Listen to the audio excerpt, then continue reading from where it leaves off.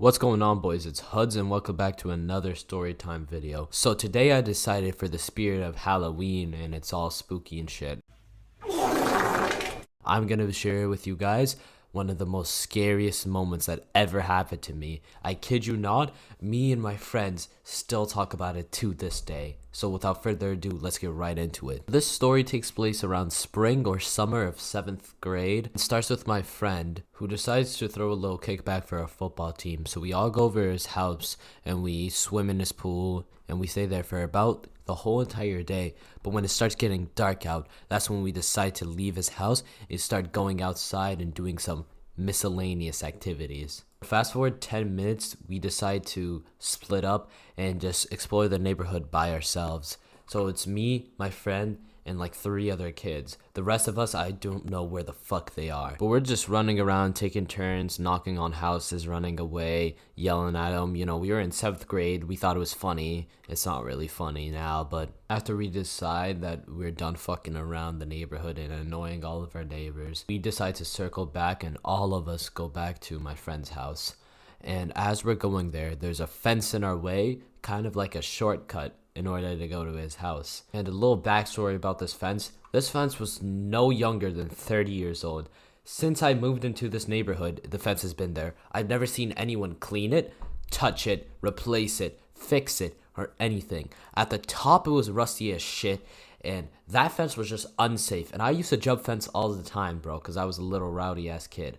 But I would not jump that fence. That fence was slippery as fuck too. But even though I was a pussy, none of my friends were. So they all decided to jump the fence. I opt out and decide to go around it. I am so happy that I made that decision now, knowing what happened after, but I opt out and go around it, and everyone, I just see them jumping over and over and over, and then it comes down to one last kid, and this kid, let's call him Marco, decides to climb up, and he's struggling, bro. He's struggling to pick himself up and go over it. You know, I don't blame him. The fence was like very, very wet and slippery, as I said, but through his struggling, he gets himself all the way to the top of the fence, and then he slips. But when he slipped, he didn't slide like all the way down the fence. He had his arm over the fence, and then he slips and slid. So his arm gets caught at the top thing of the fence, and it scrapes through his whole entire arm, digs into it, and then just goes all the way down. And he goes down and starts screaming. He goes, "Ah! Ah! Ah!"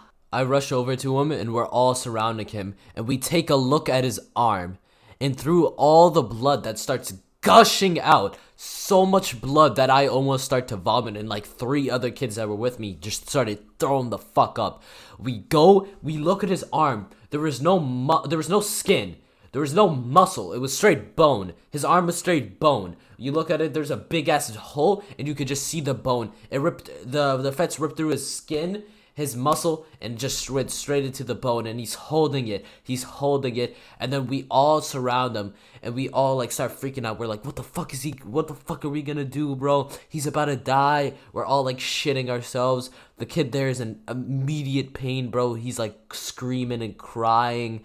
One of my friends takes off his shirt and starts wrapping it around his arm. He had a white shirt on. It immediately just turns dark fucking red. Like, that shirt was gone. He knew it. It was his favorite shirt too. That guy was so pissed after. But we start putting his arm around us, and then we start leading him to a place where he could sit down.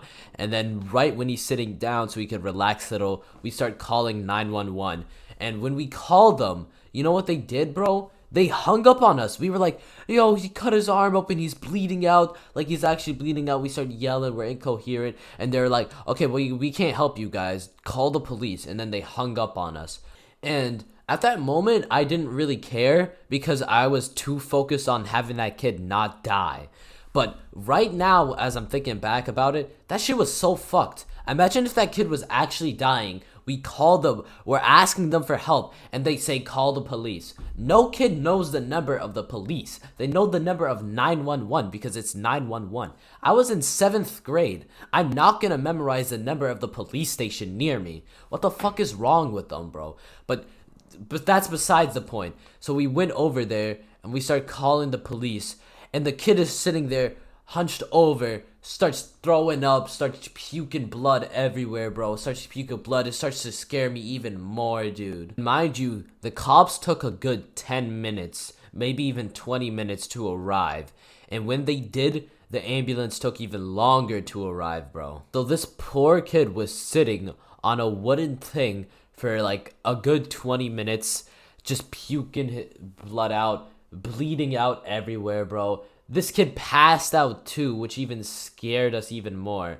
And then when the ambulance finally came, they were like, oh fuck, this shit was actually serious. Because I think they thought that this kid like hurt himself a little, maybe like broke something, and that we were like blowing it out of proportion. But no, when they came, they immediately picked him up, threw him in the ambulance, and fucking started speeding off. This kid's mom was there too.